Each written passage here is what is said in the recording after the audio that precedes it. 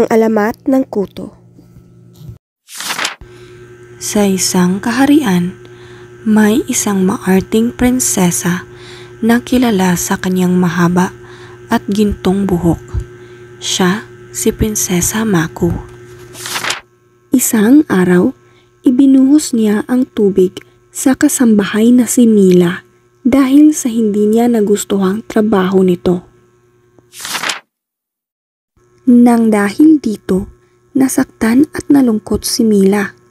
Hindi niya maintindihan kung bakit kailangan siyang tratuhin ng ganito ng prinsesa sa kabila ng pagsunod niya sa mga utos nito. Kaya naman, nagdasal si Mila sa mga bathala para matuto ng leksyon si Mako. Naway pakinggan niyo po ang aking hiling. Sa kanyang pagmamataas, siya sana'y matutong magpakumbaba.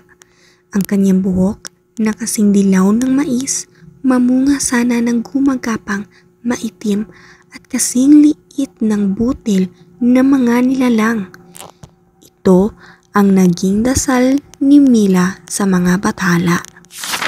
Isang umaga, nagising ang prinsesang si Mako sa kanyang mahimbing na pagkakatulog dahil sa kate ng kanyang ulo. Naramdaman niyang may namumuhay dito at natuklasang mayroong maliliit at maiitim na gumagapang sa ulo niya na kasing liit ng mga butil. Natakot at sumigaw si Prinsesa Mako sa gulat. Sa kabila ng kanyang pagsisikap, hindi niya matanggal ang mga ito. Napaisip si Mako kung ito na ba ang kaparusahan sa kanyang pagiging mapagmataas. Porket anak siya ng isang may mataas na pwesto sa kanilang lugar ay nananapak na lang siya ng ibang tao. Kaya ngayon, sa kahihiyan na kanyang daladala ay palagi na lang siyang mapag-isa. Mako, ano to? Ito ang agad na katanungan sa prinsesa nang malaman ng buong kaharian ang sitwasyon ni Mako sa kanyang ulo. Dahilan upang matakot ang buong kaharian sa parusa ng mga bathala. Simula noon, binansagan si Mako ng makuto at ang mga gumagapang sa ulo niya ng kuto. Ito ang kwento ng Alamat ng Kuto. Alamat ng Kuto translation. In a kingdom lived a haughty and arrogant princess named Mako.